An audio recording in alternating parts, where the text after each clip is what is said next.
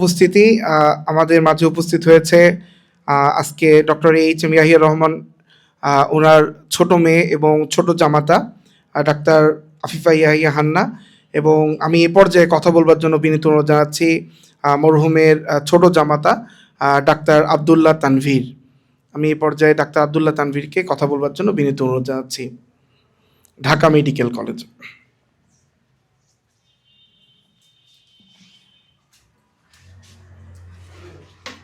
আসসালামু আলাইকুম রহমতুল্লাহ।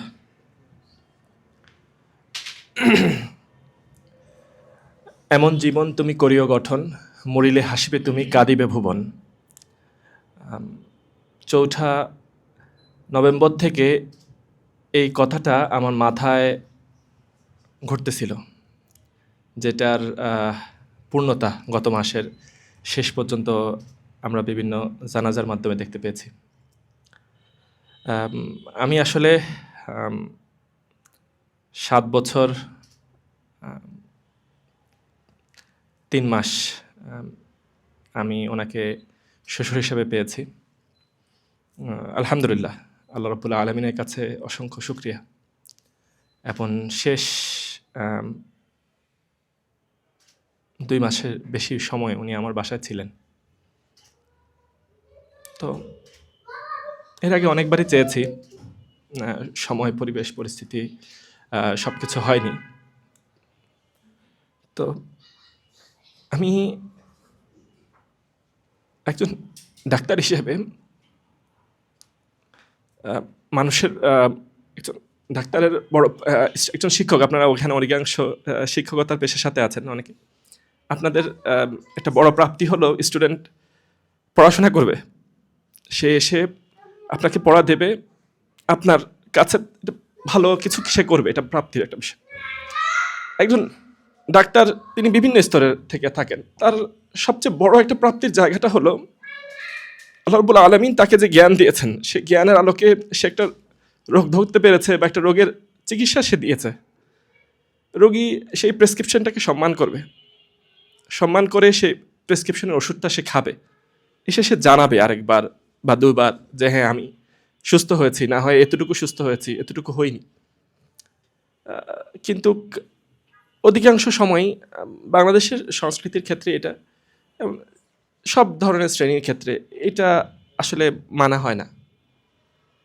না, অধিকাংশ মানুষই এটা মানে না। আমি আমার বাসায় আমার নিজের আব্বা আম্মার ক্ষেত্রেই, কিন্তু ওয়াল্লাহি প্রতিটা ডাক্তারের জন্য একজন আদর্শ রোগী ছিলেন আমার শ্বশুর।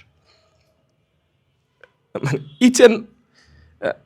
প্রত্যেকটা ওষুধ তিনি এত চমৎকার করে, যে শরীর আল্লাহর পক্ষ থেকে একটা নিয়ামত, এই নিয়ামতের সংরক্ষণ করা যে আমার একটা দায়িত্ব। আমি যতদিন পৃথিবীতে থাকবো সেই হায়াত তো আমার আল্লাহর পক্ষ থেকে নির্ধারিত, কিন্তু এই সময়টাকে আমার সুস্থতার সাথে বেঁচে থাকা। আমরা অনেক রুগীকে ঢাকা মেডিকেল কলেজে, এছাড়া আমি ইবনে সিনা মেডিকেল কলেজে, সেখানে আমরা দেখি অনেক রুগী তার হায়াত যতদিন ততদিন বাঁচে, কিন্তু জীবনের শেষ অংশটুকু সে অনেক কষ্টের সাথে বাঁচে, কারণ জীবনের তার অনিয়ন্ত্রিত ডায়াবেটিস, প্রেশার, এগুলোর কারণে। কিন্তু আলহামদুলিল্লাহ, ওনার শারীরিক এই বিভিন্ন ক্রনিক ডিজিজগুলো থাকা সত্ত্বেও তার যে সুশৃঙ্খল জীবন ব্যবস্থা, সে যে ব্যবস্থায় মানে তার আলহামদুলিল্লাহ মানে জীবনের যেদিন উনি আল্লাহর কাছে চলে গেছেন, সেদিন পর্যন্ত সকালে ওনার ডায়াবেটিস, ওনার প্রেশার, ওনার অন্যান্য সব কিছু অত্যন্ত চমৎকার ছিল, স্মুথ ছিল। কারণ আমরা তো কুল্লু নাফসিন যায়কাতুল মাউত, আমাকে পৃথিবী থেকে চলে যেতে হবে, এটা বাস্তব। বিভিন্ন সময় দেখা যায় যে পৃথিবীর বিভিন্ন অনেক ধনী ব্যক্তি তারা বিভিন্ন পানি খায়, বিভিন্ন জিনিস তারা খাওয়ার চেষ্টা করে, বলে যেগুলো তাদের দীর্ঘায়ু হবে। হাস্যরক মানে বিষয়, প্রত্যেকটা সেলের একটা নির্দিষ্ট আছে, সেদিন তার এগুলো যে শেষ হয়েছে।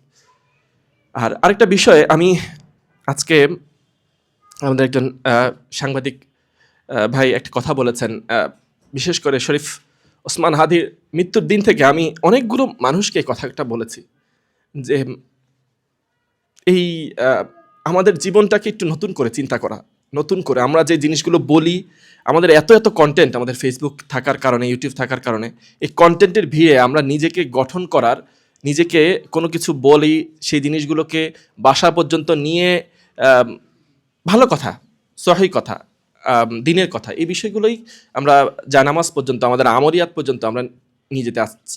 সাধারণ মানুষকে তো দেখিই না, অত্যন্ত দুঃখের সাথে বলতে হয় অনেক আলেম ওলামাদেরকেও আমরা এটা দেখি না। যার অন্যতম একটা বড় বিষয় আমার কাছে মনে হয়, এমন অনেক আলেমের কথা তিনি, আল্লাহে বিশ্বাস করবেন, উনি এই 7 বছর জীবনে আমি বহুবার ওনার কাছে উপদেশ জানার জন্য গিয়েছি যে আমাকে নসিহাহ করুন।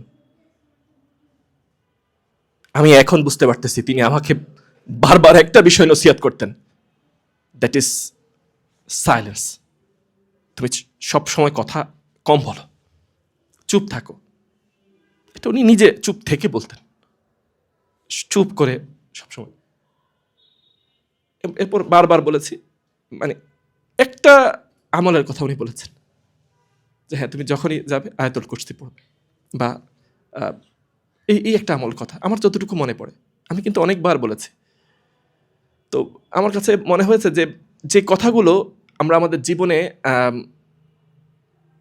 আমলিয়াতের দিক থেকে, মানে রুহানিয়াত যেটা মানুষ ধারণ করে, যে মানুষ যে কথায়, সেটা তার সামনের মানুষের উপর আসর পড়ে। যেটা আজকাল এই প্রতি বছর 3-4 মাস আমাদের সোসাইটিতে ওয়াজ নামক যে আওয়াজের দেখা যায়, সেই জায়গাগুলোতে মানুষের অন্তর পর্যন্ত পৌঁছে না। আমরা বাংলাদেশের এরকম রুহানি আলেমদেরকে পর্যায়ক্রমিকভাবে আমরা হারিয়ে ফেলতেছি। আমাদের মাঝে খুব বেশি কেউ এখনো নাই। তো আল্লাহ রাব্বুল আলামিনের কাছে দোয়া করি, আল্লাহ রাব্বুল আলামিন ওনার যেই উত্তম কাজগুলো, সেগুলো আল্লাহ রাব্বুল আলামিন কবুল করুক।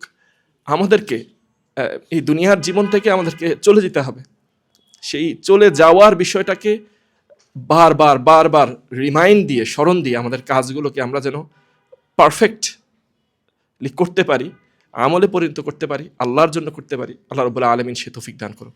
ওয়া মা তাওফিক ইল্লা বিল্লাহ। সুবহানাকা আল্লাহুম্মা বিহামদিকা আশহাদু আল্লা ইলাহা ইল্লা আনতা আস্তাগফিরুকা ওয়া আতুবু ইলাইক। আসসালামু আলাইকুম ওয়া রাহমাতুল্লাহ।